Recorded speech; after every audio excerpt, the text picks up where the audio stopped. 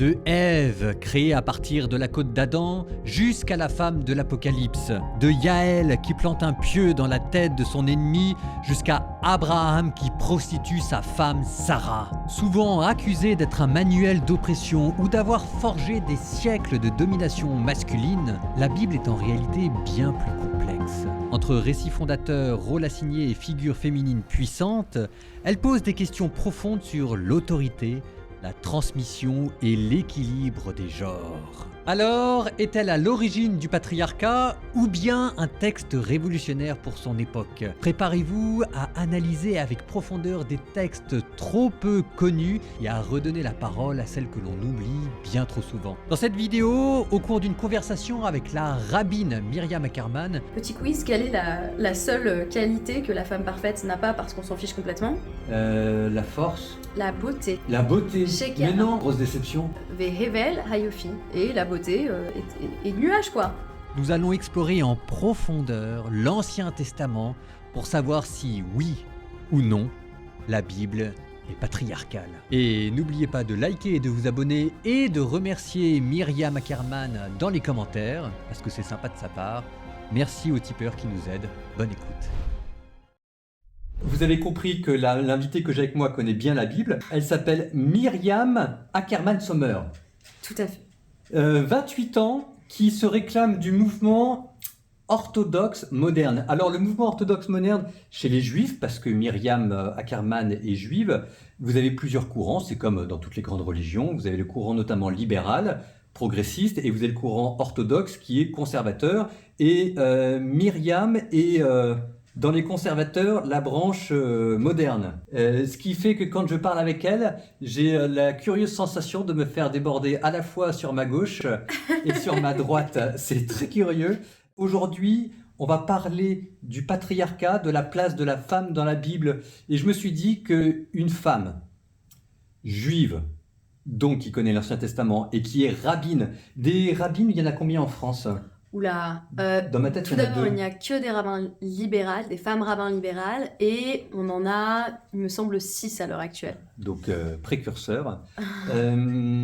Alors je rappelle, avant de voir tout de suite les commentaires, que rabbin, c'est pas la même chose que prêtre. Depuis un an. Tout à Depuis fait. un an, rabbin depuis un an. Donc Myriam a étudié aux États-Unis, elle a été ordonnée, parce que c'est comme ça qu'on dit rabbine, rabbin. On dit rabbine ? On ne dit pas rabbine. Alors, moi j'emploie le terme hébreu qui est rabbinite, qui désignait traditionnellement plutôt la femme du rabbin d'ailleurs. Oui. Et donc je l'ai repris à mon compte parce que j'ai constaté que le rôle de la femme du rabbin, c'était une forme de rôle de leadership implicite où on allait effectivement prendre en charge la communauté. Je l'ai beaucoup vu dans ma propre famille en ayant une femme de rabbin, une rabbinite qui faisait énormément pour la communauté. Je me suis dit en fait, je vais reprendre un titre qui à la base ne désignait pas forcément des femmes rabbins avec les études qui allaient avec. Donc, rabbinat. Rabbinite. Rabbinite, je vais essayer à le dire. Et qui, vous avez lancé votre podcast, alors que je retrouve mes petites notes, votre podcast s'appelle Daf Yomi. Pour étudier le Talmud. Tout à fait. Le Talmud par les femmes, pour les femmes, avec les femmes. Et vous avez aussi votre propre communauté à Paris. Est-ce qu'elle porte un nom ? Elle s'appelle Ayeka, ce qui est d'ailleurs la question que Dieu pose à Adam et Ève, à savoir, où es-tu ? On y va tout de suite pour la Bible. Question, place des femmes, patriarcat, etc. Commençons tout de suite avec la question, on y va direct. Est-ce que la Bible est sexiste ? Et après, on va regarder. Je pose volontairement les questions un petit peu, pas polémiques, mais un petit peu délicates, etc. Par exemple, si jamais je prends la création d'Adam et Ève, Ève qui arrive en deuxième, tirée de la côte d'Adam, et qui en plus, par elle, la tentation entre dans le monde. Ah, c'est comme ça que vous l'interprétez ? Oui. Ok, alors, il faut savoir que je pense juif comme chrétien, on a ce problème du premier chapitre et du deuxième chapitre de la Genèse, où on a vraiment l'impression de nous raconter deux récits de la création totalement différents. Il me semble que la plupart des chrétiens qui souscrivent à la critique biblique estiment que ce sont deux récits d'époques différentes. En revanche, les juifs plus traditionnels vont estimer qu'on a deux perspectives sur l'humain, tout simplement. Alors pour que tout le monde comprenne bien, dans les deux premiers récits de la Genèse, là on est sur la question de la place de la femme dans la création. Vous avez Tout à un fait. premier récit, Genèse chapitre 1, c'est là où vous avez les fameux 6 ou 7 jours, ça dépend comment vous comptez de la création, dans lequel on vous dit que Dieu il les créa hommes et femmes. Homme et femme, il les créa à son image et à sa ressemblance. Donc là, vous avez une parfaite égalité, c'est le même acte de création. Ouais. Dans le premier chapitre de la Genèse, on aurait une sorte d'être humain androgyne, c'est-à-dire que on va se le représenter par la suite dans la tradition talmudique comme étant une sorte d'être composé d'un homme et d'une femme qui aurait les deux faces ou les deux facettes. Et dans le deuxième récit de la création, qui intervient au deuxième chapitre, on nous dit tout à coup Donc le deuxième récit de la création, Adam et Ève. Adam et Ève. Sachant que dans le premier récit de la création, Adam, qui est voilà, la terre, ce qui vient de la glèbe, désigne à la fois Adam et Ève. Donc ça se complique parce que dans le deuxième récit, on évoque une séparation de l'Adam, ou Adam, en deux. Alors, dans la tradition juive, on ne traduit jamais cette notion de tsela par côte. On va toujours nous dire qu'il s'agit d'un côté. Oui. Donc, c'est comme si on avait pris, pour rester cohérent par rapport au récit du premier chapitre, on avait pris notre être humain, un peu comme dans le banquet de Platon. Aristophane, à un moment donné, évoque ces êtres humains formés un peu comme des boules qui avaient trouvé leur moitié et qui, à un moment donné, ont été séparés en deux par les dieux. Ben là, c'est un peu la même chose. Le Adam, qui devient du coup un homme, Ish, va être séparé de Isha, la femme, ce qui vient du coup de ce Adam originel, et on va nous dire qu'il la reconnaît, il la nomme, mais on aurait une séparation qui découlerait d'une unité primordiale. À la base, on avait une seule créature qui était l'humain, le Adam. Voilà, Adam originaire. Et par la suite, on a effectivement Isha, homme et femme, et on a une séparation à partir de là de celle qu'on va appeler Ève par la suite. Pourquoi Ève? Chava, ça veut dire la mère de tout vivant. Pour le fait que la côte d'Adam soit une surtraduction et qu'en fait il s'agirait plutôt d'un côté que d'une côte, c'est pas seulement Myriam qui vous le dit, enfin, je veux dire, ça fait partie des apports de l'exégèse moderne. Ça a été traduit de manière beaucoup plus sexuée ou avec un côté beaucoup plus asymétrique que ça ne l'est dans le texte original hébreu. Un tout petit mot avant qu'on continue, parce que Myriam nous a parlé du Talmud. Donc, pour ceux qui viennent de nous retrouver, je rappelle que Myriam est juive rabbinite, c'est-à-dire femme du rabbin, mais plutôt rabbine, ou plutôt rabbin, voilà. Donc, c'est ça ce qui est intéressant, c'est qu'elle a une autre lecture de la Bible, il y a une autre tradition. Donc, elle nous a parlé du Talmud. Le Talmud, c'est la grande tradition exégétique juive. Peut-être que ça vaut le coup en 2 phrases que tu expliques ce que c'est que le Talmud, parce que tout le monde ne va pas bien suivre. Je sais que c'est compliqué. Oui. Alors, le Talmud, c'est ce qu'on appelle traditionnellement la loi orale, mais paradoxalement, elle est écrite. C'est-à-dire qu'on va avoir un ensemble de commentaires qui vont se développer sur ce qu'on va appeler la Bible, voilà, au sens large, le Tanakh. Donc, à la fois les 5 premiers livres, le Pentateuque, les prophètes et les écrits que vous appelez, me semble-t-il, les sagiographes. Ou c'est nous? Les noms, nous, on n'appelle pas ça les sagiographes. Alors, les écrits, ce qui rentre ni dans la catégorie le Pentateuque, ni les prophètes. On appelle ça les livres sapientiaux. Les livres sapientiaux, c'est exactement le mot que je cherchais. Et on va avoir par la suite une loi orale qui va s'élaborer sur cette loi écrite qui serait tirée de la Bible. Cette loi orale, elle est assez contemporaine, en tout cas pour la période de la Mishnah, qui est donc la premier enseignement qui va être émis. C'est assez contemporain de la vie de Jésus. Donc, on va avoir des maîtres qui vont mentionner, par exemple, la figure de Jésus directement.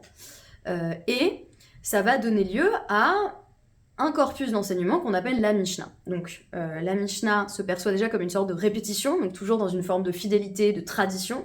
Il y a une chaîne ininterrompue de tradition qui fait qu'on nous dit, en fait, tout cela remonte à Moïse et ça a été transmis de génération en génération. Et ça nous est arrivé.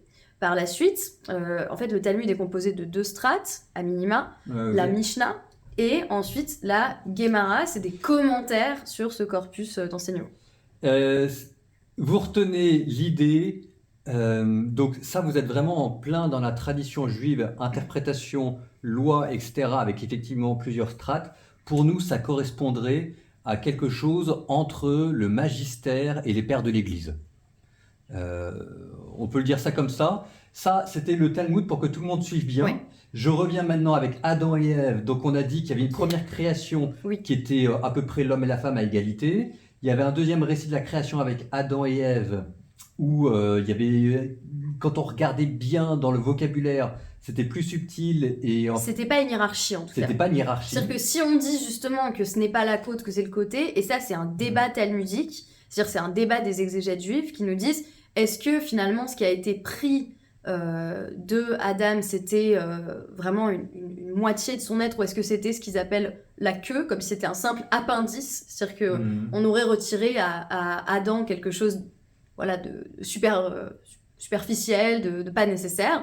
Et on va nous répondre, non, justement, l'être humain originel était ce qu'on appelle en araméen doupartoufin. Il avait deux visages, et on va à un moment donné séparer l'un pour créer du deux, sans qu'il y ait, pour le coup, de relation de domination. Je rappelle que quand on nous dit « il te dominera », c'est dans le cadre d'une malédiction divine qui peut disparaître ou non. Par exemple, tu enfanteras dans la douleur.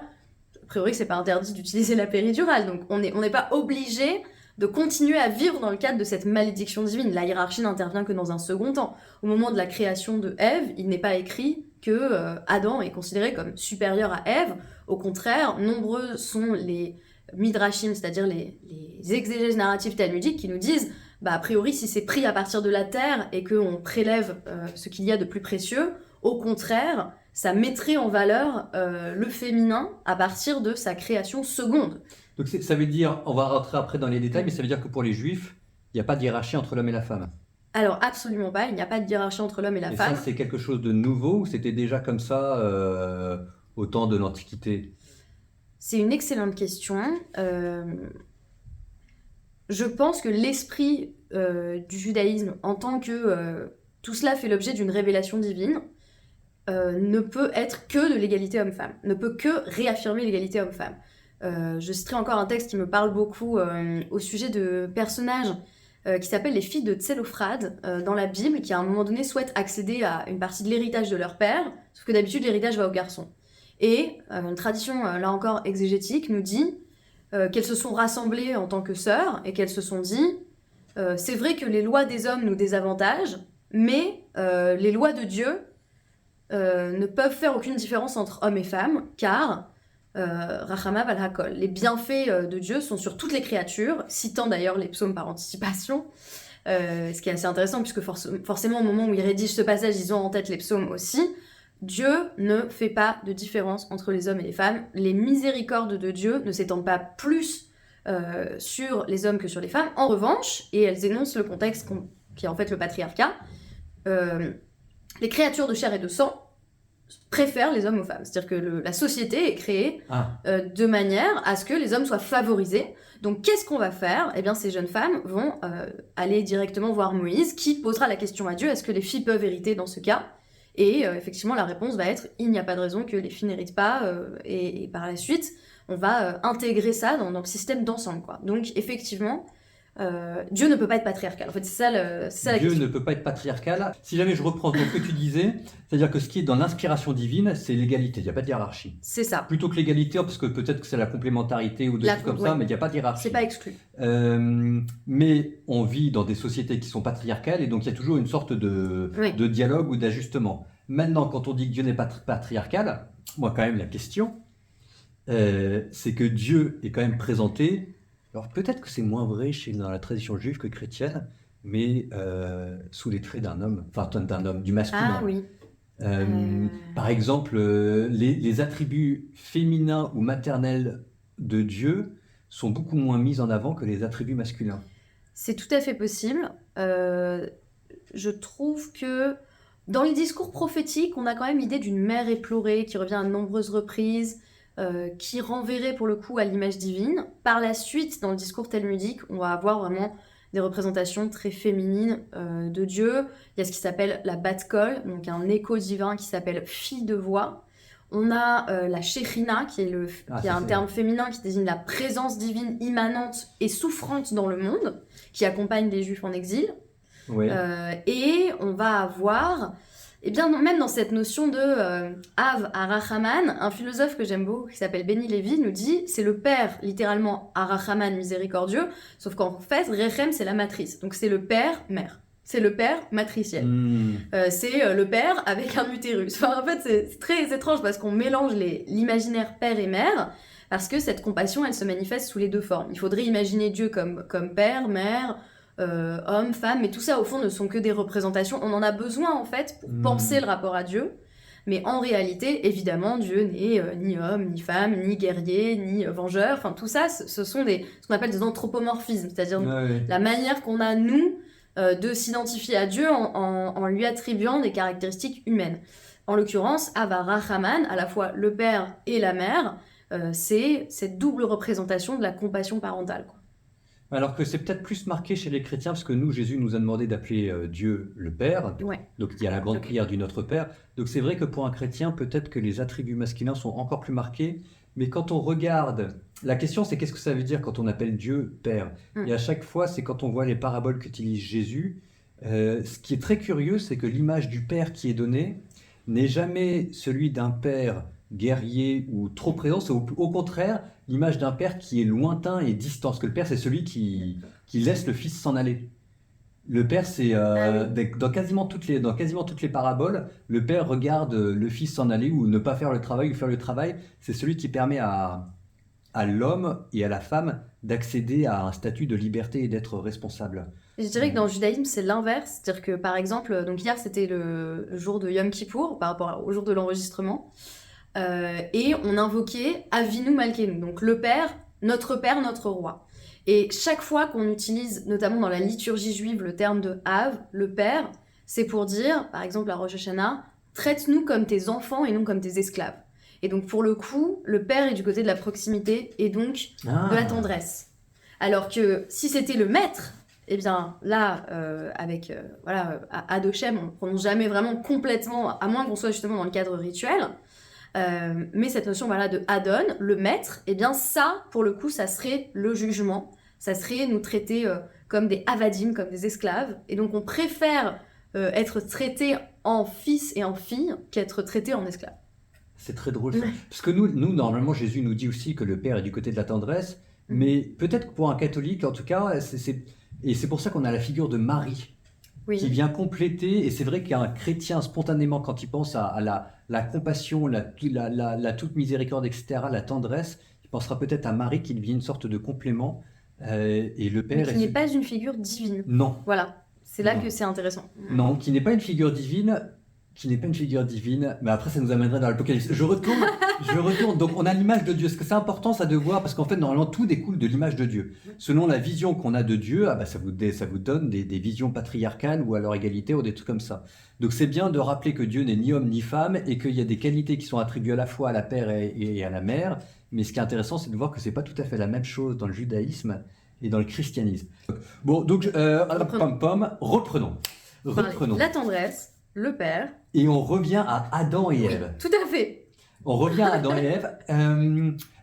Ou alors, on parle des héroïnes, parce que là, j'étais en train de parler de Marie. Mais il y a quand même Adam et Ève. Parce que, ok, moi, je veux bien qu'il y ait une surtraduction qui soit du côté patriarcal quand on a parlé du côté. Okay. Ce qui est vrai, d'ailleurs, la nouvelle traduction liturgique de la Bible, côté catholique, insiste sur justement ce que tu disais. Le côté plutôt que la côte. Le côté plutôt que la côte. Isha, qui sont tirés de l'humain. Tout à fait. Mais n'empêche que quand la femme est créée, on lui dit que ce sera une aide. Donc, quand Ève arrive, en fait, arrive à... Si jamais je le dis de manière un peu brutale, mais on a l'impression que la création de la femme dans la Bible, c'est une sorte de faire-valoir de l'homme. Le problème, c'est qu'en fait, techniquement, il manque la moitié. C'est Ezer Kenegdo. Elle sera une aide contre toi. Donc là, tu es en train de citer la Bible. Tout à fait, je cite la Bible. Et vraiment, la Bible, là, pas le Midrash, la Bible. Ezer Kenegdo. Elle sera une aide contre toi. Donc en fait, c'est le modèle même de l'altérité. C'est pas, elle sera une aide, elle sera là pour faire la popote. C'est, elle sera là pour la confrontation, mais au sens vraiment de ce qui me fait face, mais qui n'est pas moi. Et là, justement, pour le coup, l'exégèse va nous dire, elle peut soit être une aide si l'harmonie règne, ou si au contraire il y a des tensions, ça devient une opposition pure. Et on est dans la tension permanente entre les deux, c'est-à-dire que l'altérité se définit comme ce qui me limite, et en même temps, il y a une communication qui est possible, un dialogue, pour peu qu'on fasse cet effort de notamment cultiver l'harmonie dans le couple. Ça va être le modèle de l'autre, quoi. Le rapport à l'autre à travers le rapport à la femme. Tes grands modèles féminins dans la Bible, c'est quoi? Je change de sujet. Mes grands modèles féminins. Si jamais il y a une femme dans la Bible, si jamais Dieu devait sauver une femme dans la Bible, Oula, pour une toi, seule non, mais il y en a plein, compliqué. évidemment, il y en a plein, mais celle, tu te dis, c'est... Alors, s'il devait n'en sauver qu'une, ce serait quand même Myriam, parce qu'elle est plus utile. Donc la sœur de Moïse. La sœur de Moïse et d'Aaron, qui va devenir le grand prêtre par la suite. Mais ma préférée, ce n'est pas Myriam, ça serait un peu narcissique, c'est Déborah, qui est juge, et qui va essentiellement faire une sorte de grand chant pour décrire l'histoire juive telle qu'elle est en train de se dérouler. La figure d'une femme juge, forcément, m'a fascinée. Et en plus, elle a eu des ramifications légales par la suite. Comment se fait-il qu'une femme puisse être juge? On peut imaginer les sages en PLS. Donc voilà, ça c'était assez... Donc là, on est en train de parler là, des femmes dans la Bible, et donc vous avez des grands modèles de femmes. Donc là, on vient de parler de Déborah, pour que tout le monde suive bien. Déborah, c'est le peuple hébreu qui vient de repartir d'Égypte en Palestine, en Israël, qui s'est installé là-bas. Il s'est installé là-bas et ils essayent d'occuper les territoires avec les Périzites, les Hivites, il y en a un troisième que j'oublie à chaque fois. On a pas mal. Les Hittites les peuplades.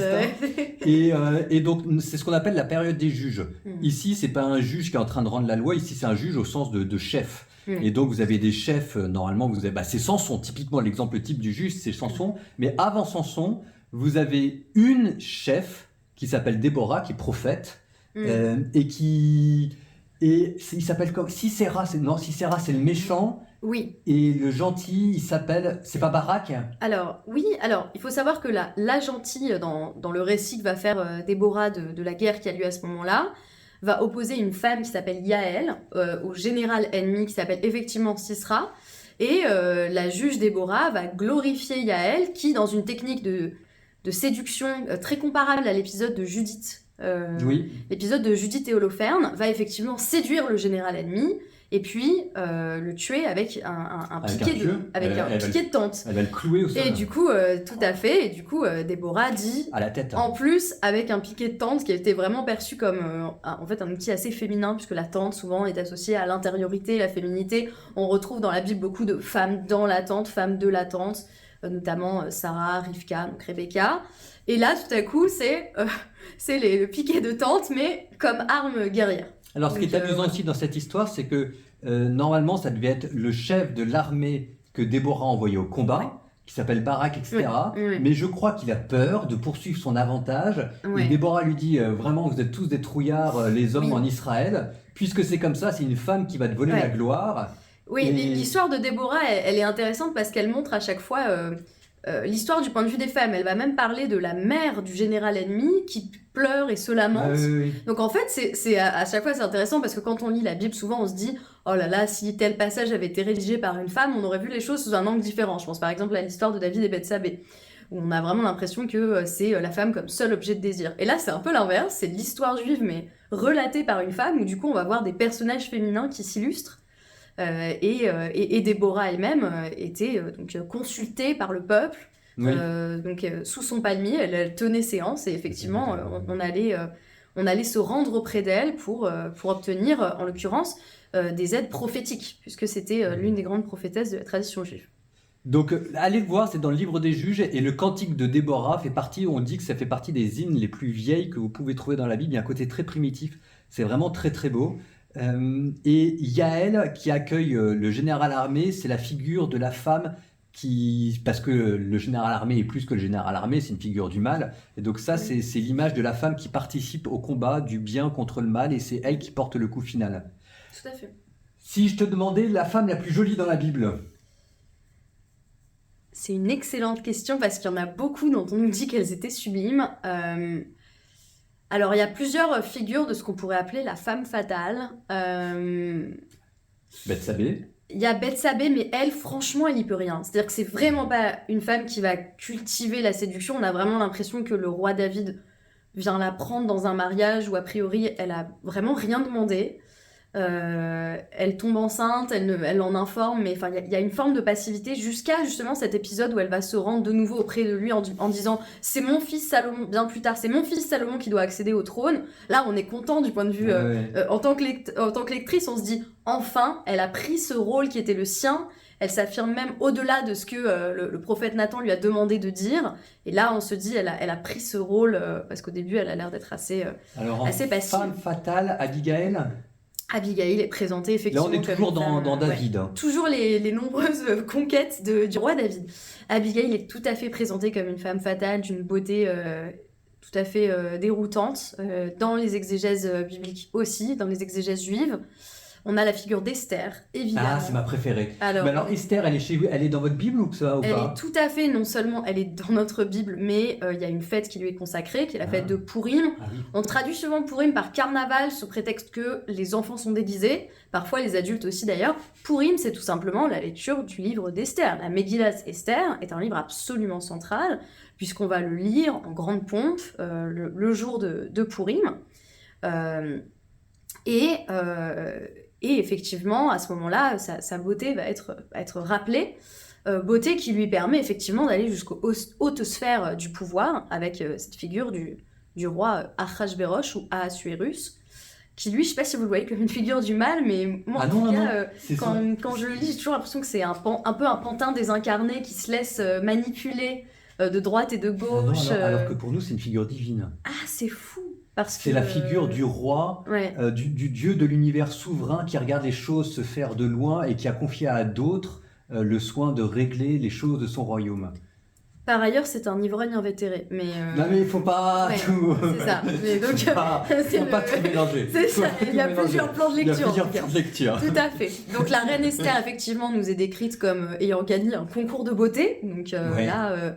À coup de jeûne et de... Voilà, non, avant, c'était pas un régime minceur, ça. Non, le jeûne d'Esther, qu'on pratique toujours, qu'on pratique toujours, le jeûne d'Esther en préparation de sa comparution devant le roi, pour le coup, est un jeûne qu'elle impose d'ailleurs non seulement à elle-même, mais qu'elle impose à tout le peuple, en disant vous allez tous jeûner, a priori c'était 3 jours d'ailleurs, et qui en fait est une préparation spirituelle. Pour le coup, c'est le jeûne, parce qu'elle est éprouvée, parce qu'elle a peur, et ça va lui permettre de retrouver aussi une forme de confiance, cette foi en un Dieu qui est d'ailleurs même pas mentionné dans le livre d'Esther, mais qui pourtant est présent à chaque instant. Alors des femmes, il y en aurait plein. On pourrait parler encore de Suzanne, qui est la femme objet de désir de vieux libidineux.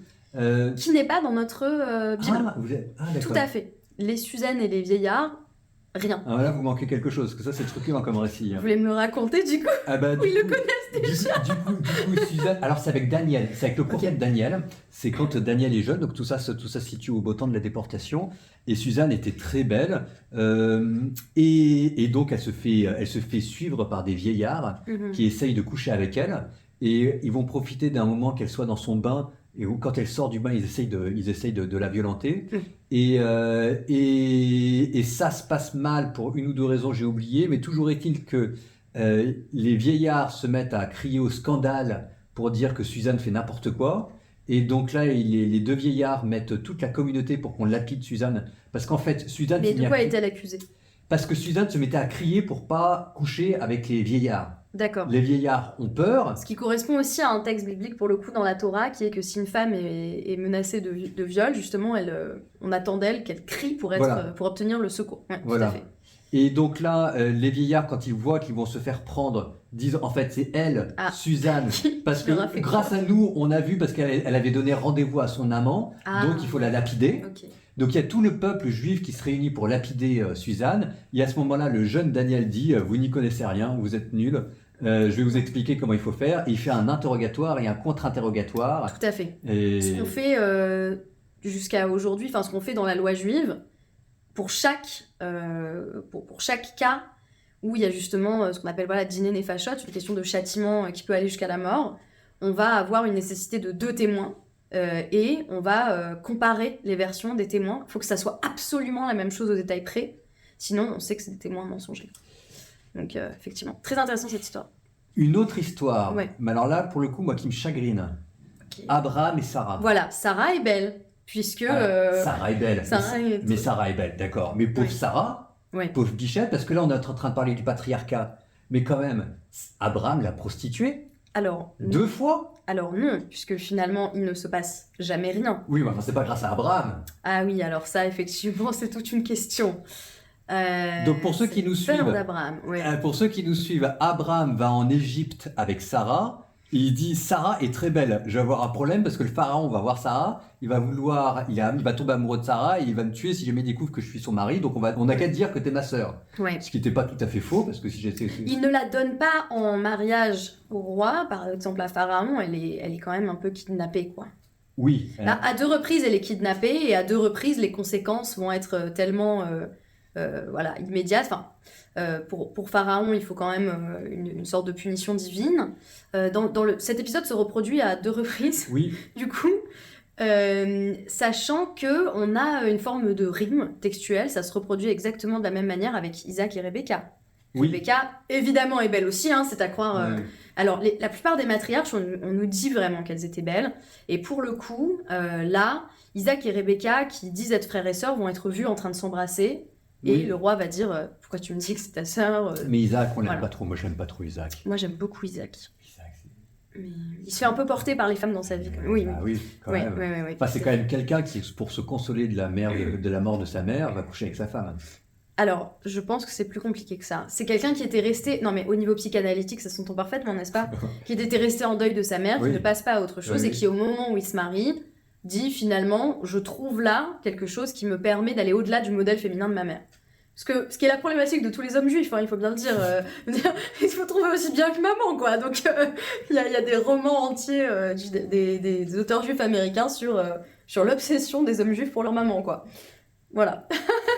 Et ça commence déjà, oui, dans cette scène très intéressante où Rebecca va justement entrer dans la tente de Sarah et où Isaac va dire ça y est, je la reconnais pleinement comme l'épouse qui m'est destinée, puisque elle va remplir en quelque sorte la fonction qu'avait remplie sa mère. Si je reviens à Abraham, ça fait quand même d'Abraham un sacré patriarche qui a quand même plusieurs femmes, pas mal de femmes. Abraham, il y en a beaucoup? Bah, il a Sarah, Ouais. il a la servante, Agar. Agar, Ouais. et puis après il en prend pas une Il troisième. en prend une après. troisième, dont la tradition ça, juive nous dit ça devait être Agar, parce qu'ils veulent pas. Je Ouais. pense que Abraham, on n'a pas très envie qu'il ait tellement de femmes. Et du coup, effectivement... Il lâche sa femme au pharaon, etc. Donc là, on est quand même avec Abraham, notre père dans la foi, comme on dit chez les chrétiens. D'accord. Moi, je le vois vraiment comme à la fois quelqu'un de très touchant. Ouais. C'est quand même le premier qui a tout quitté pour Dieu, quoi. Et puis, Ouais, c'est quand tout à même fait. Abraham. Mais c'est quand même l'exemple type du patriarche, quoi. Dans toute sa splendeur. Ah ouais. euh, Alors, ce Pour qui est qui très la femme, intéressant, c'est que la décision de s'unir à Agar pour avoir un premier enfant, Ismaël, qui a donné, d'ailleurs, on dit les Ishmaélites, ça va désigner par la suite les musulmans. Ça, c'est une décision de Sarah. Abraham, globalement, on pourrait lui reprocher beaucoup de choses, par exemple, justement, de peut-être pas assez prendre des décisions fortes, mais par rapport à son rapport, justement, à ses épouses, ou en tout cas, vraiment, c'est son épouse, Sarah, et on a l'impression qu'il y a quand même un rapport, pour le coup, hiérarchique entre Sarah et Agar. Ça reste sa servante. Mhm. On continue à se référer à elle en disant c'est la servante. Et pour le coup, c'est Sarah qui va vraiment dire à Abraham là, j'ai pas eu d'enfant, il faut que tu aies un enfant, il faut le faire avec Agar, il n'y a pas d'autre solution. Elle est âgée, elle n'a plus ses règles, et donc elle se dit c'est vraiment pas possible. Et effectivement, par la suite, elle va avoir un enfant, donc Isaac, avec son époux, et il va y avoir de nouveau une rivalité qui se joue entre Ismaël, l'enfant, a priori, le premier-né, quand même, c'est pas rien, notamment dans la Bible hébraïque. Le Bechor, le premier-né, chez les animaux comme chez les humains, ça va jouer une place assez essentielle. Ce n'est pas lui qu'on va choisir, c'est donc son frère cadet. Et il y a une rivalité entre les épouses. De manière générale, c'est plutôt, par exemple, quand Sarah dit à Abraham « tu dois renvoyer Agar », au moment où on a l'impression comme ça que Ismaël s'est moqué de son frère. Il commence à y avoir des tensions, des rivalités qui sont de plus en plus explicites. En fait, c'est Abraham qui va avoir la réaction qu'on pourrait attendre, à savoir de dire je vais pas renvoyer la servante et mon propre fils, quoi. Ouais. Et pour le coup, c'est Dieu qui va dire Shema Bekola, écoute sa voix, car sa vision prophétique est supérieure à la tienne. Ce qui vient répondre d'ailleurs à la question d'une éventuelle hiérarchie entre les hommes et les femmes, pour le coup. Sarah est présentée comme ayant une vision prophétique supérieure à celle d'Abraham, et donc lui doit suivre sa parole, quand bien même il aurait des doutes. Et ce que nous, parfois, on dit, c'est que l'histoire d'Abraham, c'est une sorte de lente réhabilitation de Sarah. Parce que Abraham est une sorte de patriarche, un peu, il est vu comme ça, mais Dieu, c'est comme si Dieu prenait constamment la défense de Sarah. Oui, c'est vrai. Par ailleurs, c'est vrai. Ouais. Quoique, puisque le rire d'Abraham et le rire de Sarah à l'annonce de la naissance d'Isaac va être interprété comme un rire de joie pour Abraham, et pour Sarah, un rire incrédule. Et ça va beaucoup lui être reproché dans la tradition juive par la suite. Elle n'y a pas cru, et c'est 2 fois le même rire, et pourtant c'est pas la même réaction, puisque d'ailleurs Abraham va dire mon mari est vieux, et Sarah va dire mon mari est vieux, et on nous dit que Dieu va rapporter ces paroles à Abraham en disant elle a dit qu'elle était trop vieille. Et là-dessus, le Talmud nous dit, c'est magnifique, enfin le Midrash nous dit, Dieu même veut préserver l'harmonie dans le couple, puisque en fait, au lieu de dire t'es vieux, tu vas pas y arriver, il a dit elle se trouve trop vieille pour avoir des enfants. Donc effectivement, il y a cette question, il y a une ambivalence dans la représentation d'Abraham et de Sarah. C'est des personnages qui, tout en étant effectivement patriarches, matriarches, des figures auxquelles on se réfère constamment, il y a une vraie humanité. Oui. Mais je trouve ça intéressant de voir tous les méandres qu'il y a dans leur histoire de couple, qui est quand même marquée par la stérilité, par un regard de la part d'Abraham qui est un petit peu dévalorisant par rapport à sa femme. Et de voir, donc on sent bien là la trace d'une société patriarcale dans laquelle cette histoire a lieu, mais ce qu'il y a de beau, c'est de voir comment est-ce que Dieu intervient, pas pour flatter cet aspect patriarcal d'Abraham, mais pour lui dire constamment, c'est comme s'il lui disait non, c'est avec Sarah, ta femme, c'est avec elle que l'enfant de la promesse arrivera, c'est pas avec Eliezer, c'est pas avec ta servante, c'est avec... Et donc il y a une sorte de lente réhabilitation, et donc ça permet de voir à la fois l'aspect patriarcal, parce que la Bible a eu lieu dans ce contexte-là, et en même temps de voir comment est-ce que Dieu, mais à la marge, c'est toujours par petites choses, essaye de rappeler un autre idéal d'égalité entre l'homme et la femme. Et je me demande si la question de l'infertilité, absolument centrale, on peut pas parler de femme dans la Bible sans parler de la problématique de la femme qui est... D'ailleurs, en hébreu, ça se dit, entre autres, akara, ça veut dire femme stérile et aussi déracinée. Donc c'est, même indépendamment de la question du patriarcat, il y a une vraie souffrance féminine qui nous est décrite à de nombreuses reprises, de femmes, matriarches ou pas. On pense évidemment à Hannah, donc vous l'appelez Anna, c'est ça ? Oui, c'est ça. Qui vont dire je souffre de ne pas avoir d'enfant, mais à un point assez inimaginable. Et on a des hommes qui vont répondre à 2 reprises. Donc, je pense par exemple à Jacob dans son rapport avec Rachel, ou à Elkana dans son rapport avec Rana, qui vont répondre en gros, Elkana carrément, c'est pas très grave, on s'aime, voilà. La question des enfants, c'est vraiment quelque chose qui va venir des femmes elles-mêmes. Ce désir d'enfant, il serait à penser même en dehors du contexte patriarcal. Ce n'est pas parce que le contexte est patriarcal que ces femmes veulent des enfants. Au contraire, on nous dit que leurs maris sont plutôt en retrait vis-à-vis de cette question. Ce n'est pas Abraham qui va demander à Sarah un enfant en exigeant « ça y est, on est vieux, on n'a pas eu d'enfant ». Non, c'est Sarah, il y a une révolte intérieure qui naît de Sarah, de cette impossibilité d'avoir des enfants. Chez toutes les matriarches, sauf Léa, on va trouver cette souffrance de ne pas avoir d'enfants. Et par la suite chez Hannah, et ce qu'il faut savoir, c'est que chez Hannah, pour le coup, le fait de ne pas avoir d'enfant, c'est ce qui va faire naître la prière. Et ça, c'est absolument central. La prière naît, la prière de Hannah. Alors, dans le Talmud, dans le traité bénédiction, Brachot, on nous dit c'est Hannah qui a presque inventé la prière telle qu'on la pratique toujours. C'est cette détresse qui fait qu'en araméen, Ba'erachamé, on demande miséricorde, on demande compassion. Et, très intéressant, c'est toujours la même racine, on demande aussi on demande rechem, cette forme de compassion matrice, à être mère. Donc chez les femmes, ça naît de ce désir d'enfant, qui est un désir de transmission. Je rappelle que si une femme stérile est akara, elle est déracinée, c'est qu'elle dit « je n'aurai pas de racines parce que je ne vais pas pouvoir transmettre, parce qu'il n'y aura pas de génération suivante ».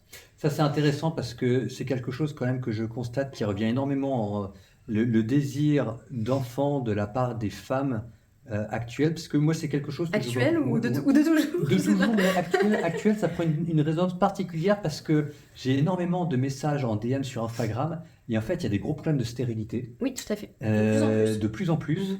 Et donc là, c'est quelque chose qui revient en force généralement de la part des femmes, et je soupçonne que le problème vient plutôt en fait des hommes.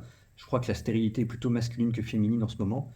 Donc c'est intéressant de voir comment est-ce que la Bible parle du désir d'être mère, d'avoir des enfants, et comment est-ce que la prière naît quand tu parles de Hannah, de Hannah, donc la mère Ouais, de Samuel. tout à fait. Alors que visiblement, alors on pourrait dire il n'y a pas de désir d'être père, ça se comprend peut-être chez Elkanah et chez Jacob parce qu'ils sont pères par ailleurs, par une autre relation. Et donc, on a juste l'impression que cette notion de la paternité, elle obsède moins les hommes de la Bible. Oui. C'est-à-dire qu'Abraham, n'ayant pas d'enfant, se pose la question effectivement de son héritage, mais on a toujours l'impression que la réaction, elle vient d'une femme. Le fait de dire, voilà, Rebecca, ça va être la même problématique, il faut que tu pries pour moi, il faut qu'on ait un enfant, et en fait, on a toujours l'impression que ça émerge des femmes et que ça se traduit par une immense souffrance, quoi. C'est souffrance de ne pas avoir d'enfant. Ce qui nous ramène à l'épanouissement féminin qui est présenté dans la Bible. Ça nous ramène à plusieurs choses. Est-ce que une femme, pour être accomplie, doit être une mère dans la Bible? C'est une bonne question. Dans les cas que nous venons de mentionner, on a affaire à des femmes qui affirment qu'elles sentent qu'elles ne vont pas pouvoir s'épanouir sans cela. Après, évidemment, d'un point de vue vraiment théologique, elles sentent aussi qu'une partie du destin d'Israël doit se réaliser à travers elles, et donc que c'est aussi des femmes qu'on nous décrit, par exemple, Sarah est décrite comme prophétesse dans la tradition juive, donc qui pressentent qu'il faut qu'elles aient un enfant aussi pour que le destin du peuple juif puisse advenir. Une figure comme Déborah ne nous est pas décrite en tant que mère, nous l'avons mentionné tout à l'heure. Myriam, c'est présupposé par la suite dans l'exégèse talmudique qu'elle était mariée, donc qu'elle avait des enfants, mais c'est pas du tout explicite dans le texte biblique. On nous la décrit pas comme mère, elle est beaucoup plus sœur que mère finalement. Donc là, on a une femme qui va vraiment s'épanouir dans ce rôle de sœur. Des exégèses donc midrashiques qui vont nous dire c'est elle qui a prédit dès le début que ce serait Moïse qui libérerait tout le peuple, c'est elle qui l'a accompagné, c'est même elle dans ses récits qui a dit à son père qui disait moi si c'est pour l'esclavage je préfère ne plus avoir d'enfants du tout, qui lui a dit tu te rends compte que tu condamnes ainsi à la fois les garçons et les filles, puisqu'il y avait cette menace qui pesait sur la vie des petits garçons. Pharaon ayant décrété qu'on allait tuer tous les petits garçons qui naîtraient, elle lui a dit avec toi il y aura même pas de petites filles qui naissent, donc elle va vraiment challenger son père en disant il faut que tu continues en fait à t'unir à ta femme, et donc la possibilité de faire naître celui qui va libérer le peuple entier. Du coup, je dirais que ce n'est pas le seul rôle. Ce n'est pas le seul rôle, c'est un rôle qui est perçu comme essentiel, central pour de nombreuses femmes. Esther, on en parlait tout à l'heure, n'est jamais présentée comme mère. C'est pas quelque chose qui est au cœur de la problématique d'Esther. Dans la foi chrétienne, il y a une figure sur laquelle on insiste beaucoup, c'est la femme stérile, avec cette phrase du psaume heureuse et la femme stérile, Dieu l'installe heureuse femme au milieu de quoi déjà? Au milieu de ses enfants, et qui lui donne une autre postérité à travers la vertu, à travers la suite de Dieu, de son imitation. C'est-à-dire que dans la pensée chrétienne, pour la femme, comme pour l'homme d'ailleurs, il y a un épanouissement en dehors de la question de la paternité ou de la maternité, qui est dans la consécration à Dieu. Oui, et là ça rejoint la problématique de Hannah, puisqu'elle a ce premier enfant dont elle dit, je rappelle que c'est Samuel, je le consacre dès qu'il sera sevré, donc c'est un petit enfant, dès qu'il sera sevré, il sera consacré à Dieu, il sera consacré au prophète Élie qui va réaliser sa formation. Et effectivement, elle va avoir ce premier enfant consacré. On oublie souvent, elle a d'autres enfants par la suite, on nous dit elle a des fils et des filles, donc elle devient cette femme qui a une maison pleine d'enfants. Mais son premier geste, c'est la consécration de l'enfant à naître à Dieu. Le fait que les femmes doivent se purifier quand elles ont leurs règles, quand elles accouchent, après avoir accouché. Nous, il y a cet épisode avec Marie. Elle amène ses colombes. Elle amène ses colombes, exactement. La présentation de Jésus au temple. Et donc elle amène, c'est que parce que... Alors moi, si on nous dit que quand on perd du sang, le sang est le symbole de la vie, donc quand on perd du sang, ça rend impur. Et donc c'est pour ça qu'il faut que les femmes se purifient. Côté chrétien, on a Jésus qui est arrivé pour dire que tout ça, ces règles de pureté, on va les mettre de côté et on va les oublier. Ok.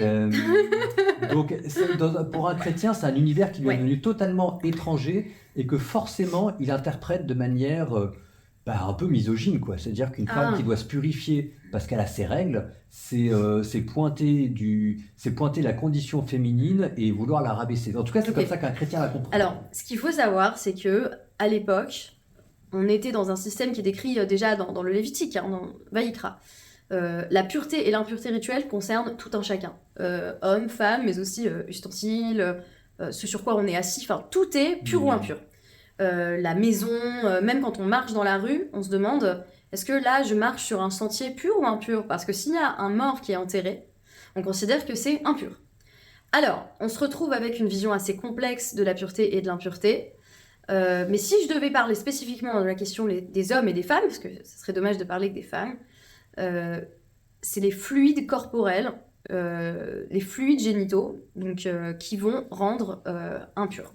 C'est-à-dire qu'un homme qui aurait un écoulement de sperme, un homme qui aurait une sorte de maladie qui a l'air d'être comparée à de la gonorrhée qu'on appelle le ZAV, il a un écoulement non identifié, qui en tout cas est pas normal pour un homme, va également être en situation d'impureté rituelle. Voilà, donc la Touma et la Tahara, l'impureté et la pureté, c'est des concepts centraux dans la Bible, et qui sont toujours d'actualité tant que le temple permet effectivement d'apporter certains sacrifices qui permettent de redevenir purs. Du coup, les gens étaient sans cesse en train d'alterner hommes et femmes entre pureté, impureté, pureté, impureté, et dans la mesure du possible, de se purifier lorsqu'ils le pouvaient. Pour les juifs, à l'heure actuelle, la pureté et l'impureté rituelle ont quasiment disparu, puisqu'il n'y a plus de temple, il n'y a plus de sacrifice, le temple ayant été détruit. Donc en l'attente d'un troisième temple, il n'y a pas effectivement de loi d'impureté rituelle. C'est vrai qu'on a gardé des lois qu'on appelle les lois de Nida qui concernent les femmes qui ont leurs règles, et là pour le coup on a gardé cet aspect spécifiquement parce que ça faisait partie des relations dites interdites. Quand on mentionne toutes les relations qui sont problématiques, y compris des relations incestueuses, des relations adultérines, eh bien on va nous dire aussi qu'un homme ne doit pas avoir une relation avec sa femme pendant qu'elle a son écoulement. Et donc ça va rester. C'est la seule chose qui va rester parce que ça faisait l'enjeu d'un interdit distinct des lois de pureté et d'impureté. Et parce qu'on nous mentionnait cette peine très sévère qu'on appelle le karet, le retranchement. Un homme qui a eu des relations sexuelles avec sa femme pendant qu'elle était souffrante, d'ailleurs, ce dova benidata, c'est aussi... le présupposé, c'est que c'est une période où c'est pas agréable non plus pour une femme d'avoir des relations. Eh bien, cet homme-là, il va être retranché, et elle aussi, si bien entendu, c'était... consensuel et désiré. On est passé d'un univers où les hommes et les femmes étaient égaux face à la pureté et à l'impureté, où on considérait que, en fait, ce qu'on appelle l'impureté, la Touma, c'est la vie et la mort. C'est physiologique, c'est tout ce qui est physiologique. La Tahara, c'est un état qui dépasse la physiologie. C'est-à-dire, c'est une volonté, au contraire, de se recréer, de transcender quelque chose de l'ordre des... Voilà, les fluides corporels. La mort, c'est la source d'impureté par excellence. Et donner la vie, ça l'est aussi. Donc, on est dans quelque chose de l'ordre de la physiologie, du quotidien, voilà, des écoulements de sang, de sperme, ça, c'était naturel. Mais donc ça veut dire que c'est pas forcément lié à une hiérarchie ou à un aspect moral? Pas du tout, il n'y a aucune condamnation d'une personne qui aurait eu un écoulement quel qu'il soit, un écoulement d'origine génitale, parce qu'on a parlé de cet épisode où une femme qui a eu un enfant va attendre la fin de son écoulement, compter quelques jours et puis apporter ces sacrifices donc, de colombes dont on a parlé à la lumière des évangiles, eh bien, on ne peut pas condamner une femme qui vient de donner la vie. Donc si c'est la vie et la mort, c'est qu'il y a quelque chose de plus large que la question du dégoût, le tabou des règles. C'est qu'il y a quelque chose de l'ordre de... C'est ce qui est naturel, c'est le plus naturel, les rythmes de la vie, de la mort qui se succèdent, qui vont donner lieu à cette impureté. Mais c'est pas négatif, c'est juste que quand on est dans une recherche d'un au-delà, quand on doit avoir, par exemple, quand on doit rentrer dans le service divin, c'est ce qu'on recherche, la Kedusha, ce qui est séparé. Et donc là, pour le coup, on va essayer de s'extraire de cela. Et s'extraire de cela, c'est rituel de purification, on a notamment le mikvé, donc on va s'immerger dans un bain, et on nous dit, ce bain, ces eaux sont comparées aux eaux originelles. Donc on se recrée soi-même en fait. On essaye de réémerger, il y a une nouvelle naissance qui est constamment mise en scène. Mais une femme qui a ses règles, qui pour une raison X ou Y ne peut pas faire des règles, des ablutions, Ouais, elle peut prier ou pas? elle peut prier, tout à fait. Elle est coupée de la relation avec Dieu ou pas? Non. C'est intéressant, ça fait débat.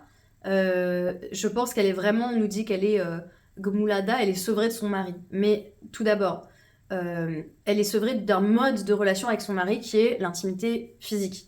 En revanche, on nous dit que voilà, dans les codes de loi, le mari continue à s'adresser à son épouse avec respect, avec tendresse. En revanche, on sort d'un mode d'expression qui serait sexuel. Donc, pour le coup, c'est la conjugalité vécue autrement, avec quelque chose de très chaste en fait.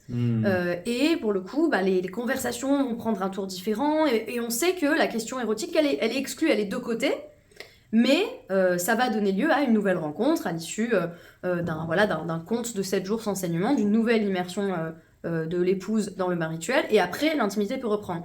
Mais on estime que cette période-là, elle doit être conservée, où on a un autre mode de relation qui n'est pas forcément que la sexualité, on pourrait même parler de la mitzvah d'avoir des enfants. C'est pas que ça tout le temps, en fait. On peut vivre autrement. Ok, je continue là-dessus, sur la question de la pureté, etc. Nouvelle question, est-ce qu'une femme peut enseigner dans la Bible? Est-ce qu'une femme peut enseigner? Est-ce qu'une femme peut être rabbinée? Alors, être rabbinat, ce seraient des questions différentes. Est-ce qu'elle peut enseigner? Est-ce qu'elle peut diriger une Diriger, communauté? c'est évident. C'est-à-dire que diriger, Myriam dans le texte a un rôle de dirigeante, notamment des femmes, puisqu'on nous dit elle s'adresse aux femmes. C'est Myriam au tambourin qui dit il y a déjà eu le premier chant de la mer. Ouais. Les Hébreux viennent de traverser la mer à pied sec. Les Égyptiens ont été engloutis par la suite. Elle dit on lance un chant après que Asi Ashir Moshe, ce grand chant de la mer, a été entonné une première fois. Et on dit qu'elle s'adresse aux femmes, et ou peut-être même au peuple entier. C'est ambigu grammaticalement parce que il est écrit V'taan lahem. Elle s'adresse à, c'est une forme masculine. Donc ça pourrait être également les hommes, donc peut-être les hommes, les femmes, le peuple entier. Et elle dit on prend les tambourins, on prend les instruments de musique, et là on peut parler d'une femme qui dirige le peuple, qui mène le peuple vers la liberté. J'ai parlé de Déborah, j'ai parlé d'Esther en tant que reine, qui a pour le coup évidemment un rôle de dirigeante. J'ai évoqué brièvement le fait que Bathsheba, Bethsabée finit par se retrouver aussi dans un rôle où elle va aller voir David en lui disant « c'est mon fils, Salomon, qui va être le roi ». Voilà, donc la femme a le droit d'avoir oui, puis on avait parlé de Déborah, etc. ouais, au-delà a le droit, c'est l'obligation finalement, puisque à tellement de reprises, on voit que l'histoire ne se déroule pas si elles ne prennent pas ce rôle-là, qu'on a l'impression qu'il faut que les femmes fassent entendre une voix. Et cette voix, elle peut être très directive en fait, y compris vis-à-vis du roi, quoi, par exemple. Alors, la parole des femmes, elle est essentielle en ce sens. D'accord. Donc ça, c'est pour la direction, Ouais. mais pour l'enseignement. Pour l'enseignement, peut-être faudrait-il se tourner vers la figure de Déborah de nouveau, puisque le peuple la consulte. Ouais. Par la suite, dans le Talmud, on a des figures vraiment de femmes savantes. Je pense. Ah, dans le Talmud, d'accord. Ouais, dans le Talmud, on a une grande figure qui s'appelle Berouria, qui renvoie d'ailleurs à la clarté, parce qu'on a aussi un intellect très clair, très subtil, dont on nous dit qu'elle apprenait 300 lois par jour, qu'elle était capable d'enseigner, y compris à son mari, qui faisait partie des sages, Rabbi Meir. On a des figures comme ça de femmes enseignantes, savantes, qui vont enseigner, y compris aux autres sages, qui vont enseigner Il y a plusieurs scènes où on voit cette Berouria, qui est une figure du Talmud, enseigner à un disciple des sages, dont elle lui dit « tu récites mal ta leçon » parce que au lieu de faire une étude à voix haute, il murmure, et donc elle lui dit « c'est pas comme ça qu'il faut étudier », elle va même le frapper pour lui apprendre comment il faut étudier. Il y a un autre sage qui va lui demander d'une façon un peu détournée, il lui dit « veux-tu que nous allions ensemble dans telle ville ?» Elle lui dit « c'est pas comme ça qu'on parle aux femmes ». Enfin, il y a comme ça des moments où on a des femmes en situation, en position d'enseigner. Pour la Bible, pour le côté Nouveau Testament, c'est plus compliqué la question de l'enseignement. Parce qu'il y a des femmes prophètes, il y a des femmes diacres, il y a des femmes qui enseignent, mais dans le service liturgique, on leur demande une certaine forme de discrétion. Ah oui, d'accord. Ce qui est assez curieux, mais il y a toujours cet exemple de Jésus qui, au moment où il ressuscite, commence par apparaître à des femmes. Mhm. Marie-Madeleine, justement, on en parlait. Et Est-ce alors, que c'est le moment où elle parle en langue? non, ça c'est dans la Pentecôte. Ah, Ça c'est la d'accord. Pentecôte, c'est le dimanche matin, le Christ ressuscite, Mhm. et les premières personnes qui voient des anges et le Christ ressuscité sont des femmes D'accord. qui, normalement, à l'époque, n'avaient pas la même valeur De témoignage. de témoignage. Tout à fait. Et donc Mm. ça, dans la tradition, c'est interprété comme Jésus qui réhabilite les femmes en s'adressant à des personnes marginalisées qui n'ont pas le droit de témoigner pour dire que c'est leur parole à elles qui va finir par avoir du poids sur les hommes. Mhm. Donc ça fait Ouais. partie des différences. Alors après, moi, dans la question de la lutte contre le mal, ça, j'aimerais bien avoir ton avis là-dessus. C'est que je me dis ça, quand je regarde les femmes dans la Bible, je me dis qu'il y a une spécificité du féminisme biblique, c'est que les femmes, comme les hommes, ont le pouvoir, le droit de se confronter, de lutter contre le mal. D'ailleurs, tu vois, pour un chrétien, au début, tu as Ève qui subit le mal. Oui. Et puis juste à la fin, après, à la toute fin, le dernier livre de la Bible chrétienne qui est l'Apocalypse, il y a une vision d'une femme dans le ciel qui se fait encore pourchasser par un dragon. Et donc, tu as le thème... Est-ce que c'est la prostituée de Babylone? Non, c'est une autre. Donc, tu as la prostituée, ça c'est la femme mauvaise. Mais tu as Ah, aussi, d'accord. je vis un grand signe dans le ciel, une femme drapée du soleil et ayant la lune pour manteau, entourée de 12 étoiles. Et il y avait un dragon qui ouvrait sa gueule pour avaler l'enfant qu'elle allait mettre au monde. Et donc ça veut dire que gravé dans le ciel, il y a encore cette image de la femme qui lutte contre le mal, mais avec les moyens de la féminité. Oui. Et les moyens de la féminité, c'est le fait d'être une mère, mais on parlait aussi de Déborah, c'est le fait aussi, c'est ce que je me dis, les femmes dans la Bible ont une capacité de pouvoir désarmer le mal. Mm. Elles ont le pouvoir de s'approcher des hommes, Ouais. et comme les hommes ne s'en méfient pas, elles ont le pouvoir de s'approcher quasiment de l'intimité des hommes mauvais. Ça te donne Yaël, ça te donne Judith, et c'est comme si les femmes... Par la séduction, en l'occurrence. Par la séduction. par la séduction. Donc ça veut dire que les femmes, avec leurs moyens de femmes, entre guillemets, participent à lutte contre le mal, mais pas comme des hommes. Un homme, quand il lutte contre le mal, il y va comme un gros bourrin, avec la force, etc. Et même chez Esther, hein, c'est quand même, elle va se présenter devant le roi, qui va la trouver tellement sublime, qu'il lui dit « Je te donnerai tout ce que tu veux ». Il y a d'emblée quelque chose, il est désarmé, Assuérus, quand il lui tend ce sceptre pour lui donner la parole, justement. Il est désarmé. Il est désarmé par ce qu'il voit, sans doute par sa beauté. Oui. La beauté qui a le pouvoir de désarmer le mal et en même temps de séduire. Enfin, c'est très très beau de voir comment est-ce que dans la Bible, la femme, par les moyens de sa féminité, participe à la lutte du bien contre le mal. C'est quelque chose qui me frappe vraiment énormément. Alors je pense aussi toujours à ça, parce que c'est dans les Proverbes, on avait commencé par l'image de Dieu, mais il y a aussi cette question de la sagesse, qui pour le coup est présentée dans la Bible comme une femme, comme l'épouse, l'épouse de Salomon, l'épouse parfaite. Et c'est vrai que peut-être par là aussi, c'est peut-être par du côté de la sagesse qu'un chrétien y verrait plutôt l'aspect féminin en Dieu. D'accord. Voilà, la sagesse comme épouse, dans le livre des Proverbes, ça c'est quelque chose qui revient très souvent. Certains voient par ailleurs dans Salomon la figure du chant du Shirachirim, le cantique des cantiques. Oui. Donc on a effectivement pour le coup une figure non identifiée mais qui a franchement l'air royale, et cette femme, et pour le coup là si on parle de la question de la sensualité comme médium pour penser la spiritualité, on est obligé de partir de ce texte-là, qui est considéré dans la tradition juive comme le texte le plus saint. Le texte le plus saint de tous les textes. Il y a un débat à un moment donné, est-ce qu'on l'intègre dans le canon ou pas? Ça a franchement l'air d'être vraiment une sorte de poème érotique. Et là, Rabbi Akiva, l'un des plus grands sages, peut-être le plus grand, va s'élever en disant mais absolument pas, il n'y a même pas de débat, c'est le texte le plus saint. Et ce qui va dominer par la suite, c'est une interprétation allégorique. Oui, chez nous aussi. Qui ferait de la Shunamite, donc cette amante, le peuple d'Israël. C'est une sorte de relation entre le peuple et Dieu, toujours dans cette notion de retrait, retour, qui caractérise également l'intégralité du discours des prophètes, où on voit le peuple qui est sans arrêt voilà, sous les traits d'une femme, pour le coup, vraiment clairement dévoyée. Je pense par exemple au prophète Osée. Mais dans le chant des chants, au début, on sent qu'il y a quelque chose de pas tout à fait net. Elle dit qu'on lui a reproché des choses. Et par la suite, un retour à la relation amoureuse telle qu'elle, qui a été largement allégorisée par la suite. Donc si on enlève toutes les femmes de la Bible, ça marche plus du coup, parce qu'il y a des choses qu'on n'arrive pas à penser en dehors de cette question. On a parlé de l'enfantement, la question de la maternité, il y a la question du rapport, vraiment voilà, même du rapport érotique, sensuel, entre un homme et une femme, qui va permettre de support, ça va servir de support pour comprendre que devrait être la relation avec Dieu. Il me semble qu'on va retrouver ça chez des mystiques chrétiens, par ailleurs, comme Sainte Thérèse. Oui, et puis même, tu vois, tout simplement, le Cantique des Cantiques, il y a la même interprétation allégorique chez les chrétiens, dans le sens où l'époux, c'est Jésus, parce qu'il n'arrêtait pas de se présenter aussi comme un époux, et la Shunammite devient l'Église. Ouais. Et dans la tête, alors je sais, c'est peut-être encore plus vrai pour le coup chez les chrétiens que chez les juifs, mais la communauté, pour un chrétien, est pensée sous les traits féminins.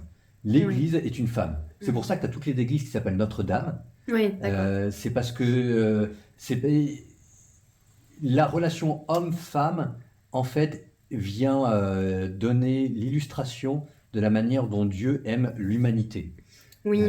L'humanité et la communauté. Et donc là, le lieu aussi où un chrétien cherchera la place de la femme dans la Bible, c'est du côté de la communauté. Oui. Et donc, c'est intéressant chez le prophète Osée.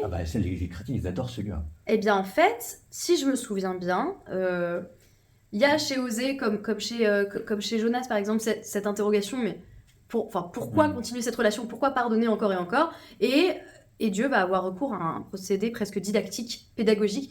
Tu vas voir, donc tu vas épouser une femme prostituée, il a des enfants avec elle, et évidemment, elle retourne à ses amants. Et là, ça va être une manière, pour le coup, de nous mettre...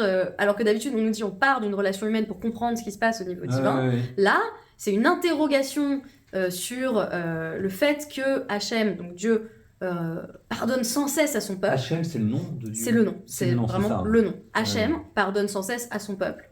Et comme le prophète Oshéa va finalement rester auprès de cette épouse que Dieu lui a désignée et qui lui permet de faire l'expérience dans sa chair de ce que signifie avoir un peuple qui se retourne encore et encore vers l'idolâtrie. Ce que idolâtrie et adultère, c'est une association constante, ça c'est toute la Bible hébraïque.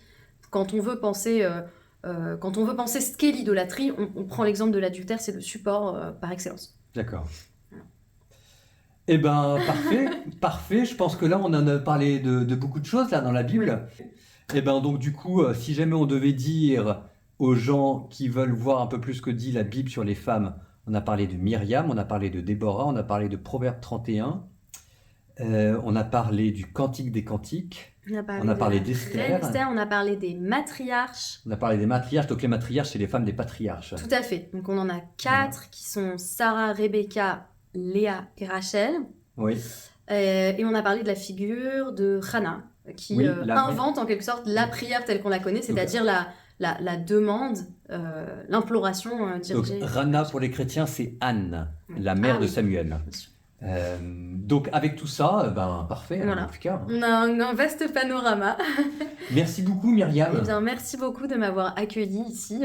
C'est fascinant parce que d'habitude je vois le fond dans les vidéos que je regarde et là c'est comme être rentré dans l'écran quoi. C'est vraiment comme dans le film de Woody Allen, la Rose propre du Caire, on rentre dans le film quoi. Donc je redis que ton podcast s'appelle Daf Yomi. Daf Yomi. Mais dans lequel tu parles du Talmud. Si jamais quelqu'un voulait s'intéresser à toi et que le Talmud ça lui parle pas beaucoup, est-ce que tu aurais autre chose à lui proposer? La chaîne YouTube. La chaîne YouTube Ayeka. Ayeka, A-Y-E-K-A. Tout à fait. Donc on a avec vraiment de la vulgarisation. Où es-tu? Ouais, tout à fait. Où es-tu? Question posée par Dieu à Adam et Ève qui se cachent dans le jardin. Donc je vous mettrai tous les liens là. Et puis un très très grand merci. Merci. Merci Myriam.